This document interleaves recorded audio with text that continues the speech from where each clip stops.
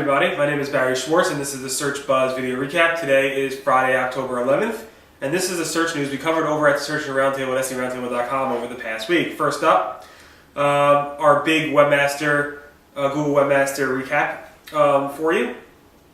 Specifically, we covered a big topic of what happened in the past month or so at Google. So obviously the main few things include the Penguin update. Google Penguin 2.1 launched last week, which we'll talk a little bit more later. Obviously the Hummingbird algorithm. We saw lots of different spikes during that time of traffic and data changes. Google squashed another link network, which we discussed in the past, and also Google took all our keyword data away, not provided, as we also talked about before. So if you missed the past month, you want a recap of that, October 8th, we have all the details in terms of what happened over the past month at Google.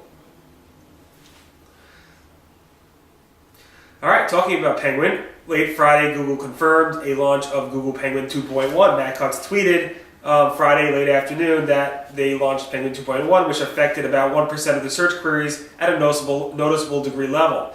Again, he tweeted that on October 4th. We did see changes in the morning, we just didn't report about them because there wasn't enough chatter about it. That being said, it seems to have a large impact. If I go back to the post I wrote the day after, on Monday, well, Friday to Monday, basically there was lots and lots of people talking about this update. On Penguin 2.1 we had about 260 plus comments. On the follow-up post we had 180 different comments. There were a lot of people who both talked about being recovered, as well as who said they were impacted. Most people actually said they were impacted, obviously, because people wouldn't respond unless they were impacted. Most people who respond to these types of things are the ones who were impacted. That being said, we have right now over 1,600 responses to our poll asking how did Google Penguin 2.1 impact your site. 63% said my site was hurt bad by this Penguin update. 21% said my site had no change at all. About 8% said my site recovered from the previous Penguin update.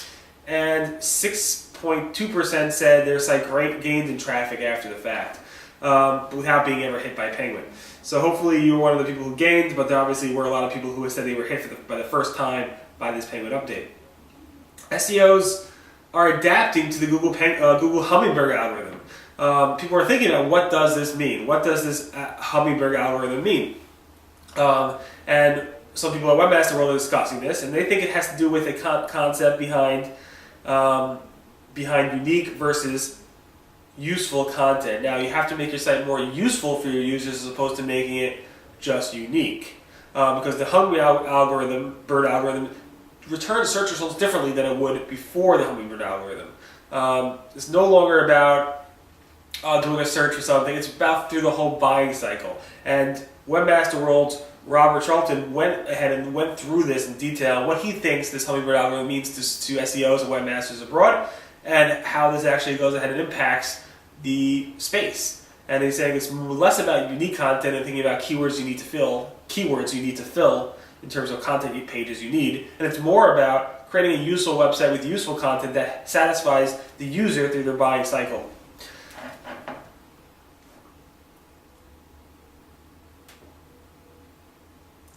Talking about Hummingbird, Google Alerts seems to have perked up a little bit after the Hummingbird algorithm.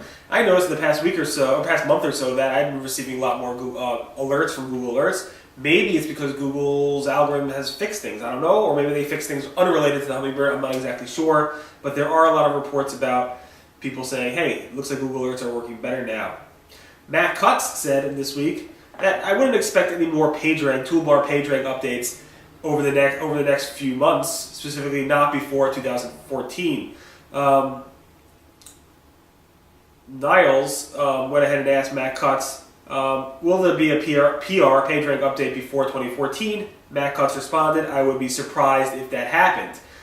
So again, I wouldn't expect any PageRank updates. I don't think it's going to happen ever again, to be honest, but we'll see. Here's an interesting thread we discussed.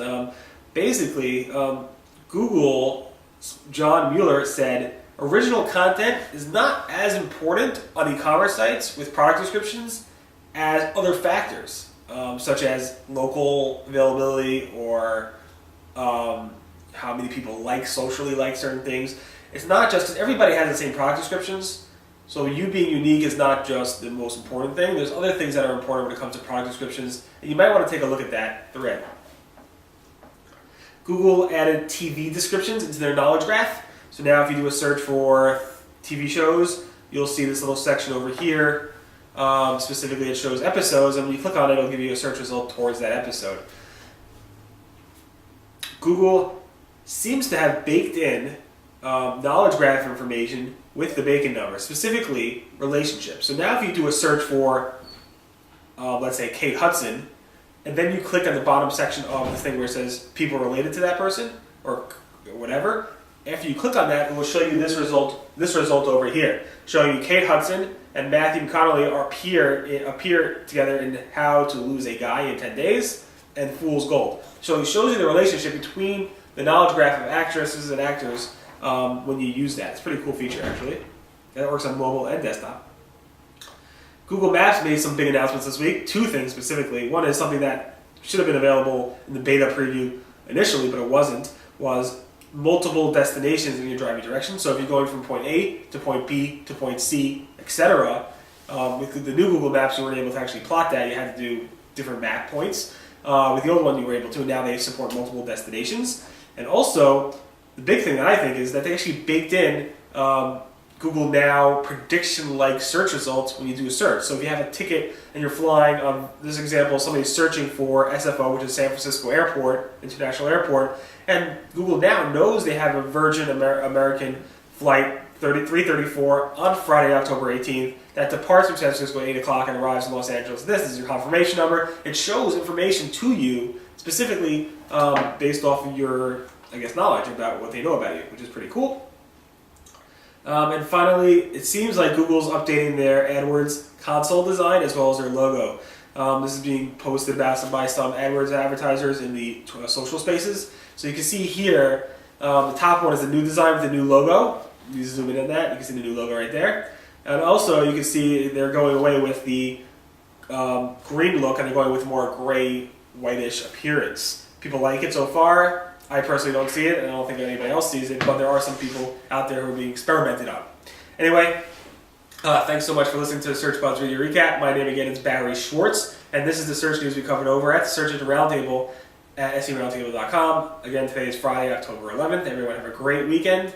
I probably will not be doing this video next week, but I'll be back on the week after. So enjoy the break. Bye.